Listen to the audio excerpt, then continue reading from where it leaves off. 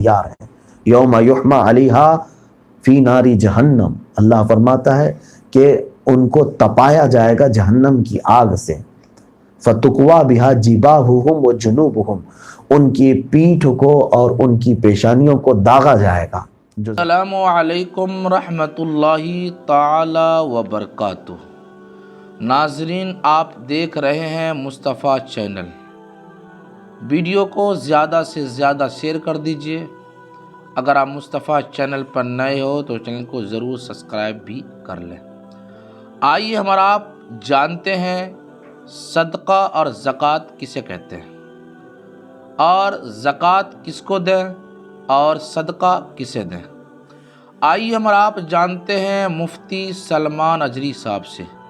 Video میں بالکل بنے رہیں، اسکپ بالکل نہ کریں۔ اب ویڈیو کو ہر مسلمان تک ضرور پہنچا دیں، کیونکہ ان کو بھی معلوم ہو جائے صدقہ اور زکوٰۃ میں کیا فرق ہے، صدقہ اور زکوٰۃ کسے کہتے ہیں، صدقہ کسے کہتے ہیں اور زکوٰۃ کسے کہتے ہیں۔ آئیے ہم اور آپ جانتے ہیں مفتی سلمان اجری صاحب سے۔ ویڈیو میں بالکل بنے رہیں۔ اپنی زکوٰۃ کو یہ جو کٹ میں ادھر ادھر استعمال کر کے یہ سمجھ رہے ہیں کہ سارے لوگوں کو ہم یہ کھانا بانٹ دیں تو زکوٰۃ ہو جائے گی۔ ایک بات یاد رکھیں، اسلام نے صدقے دو طرح کے بتائے ہم کو، ایک صدقہ واجبہ ہے، ایک صدقہ نافلہ ہے۔ صدقہ نافلہ کسی کو بھی آپ صدقہ کرتے رہیں، مستحق ہو نہیں ہو سب کو آپ دے رہے ہیں، وہ نفل ہے۔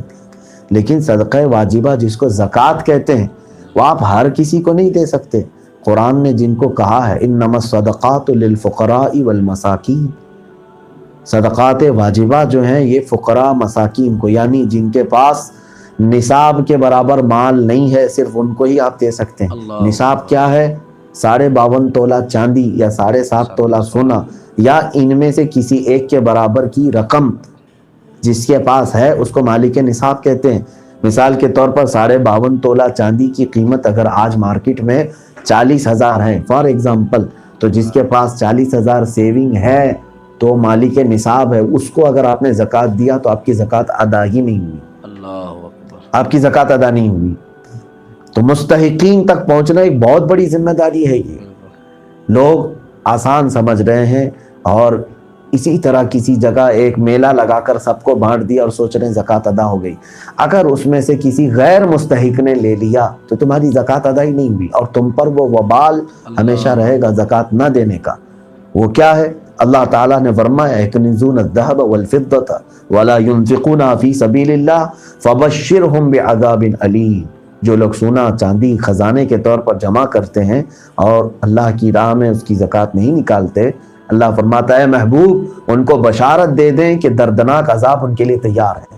یوم یحمى علیہا فی ناری جہنم، اللہ فرماتا ہے کہ ان کو تپایا جائے گا جہنم کی آگ سے، فتقوا بہا جباہہم وجنوبہم، ان کی پیٹھ کو اور ان کی پیشانیوں کو داغا جائے گا جو زکوٰۃ نہیں دیتے تھے، یا زکوٰۃ کا مال جن کے پاس رہ گیا تھا۔ تو یہ یاد رکھ کر کے چلیں کہ زکوٰۃ صرف اعلان نکال کر کے ایک مجمع میں بانٹ دینے کا نام نہیں، بلکہ آپ کو حکم ہے کہ آپ مستحق تک پہنچیں۔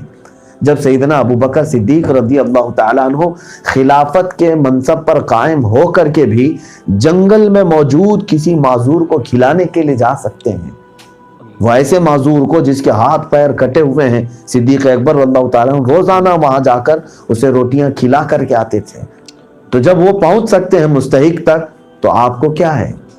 آپ یہ سمجھتے ہیں کہ کسی سنستھا میں دے کر کے، سوسائٹی میں دے کر کے میں بری ہو جاؤں؟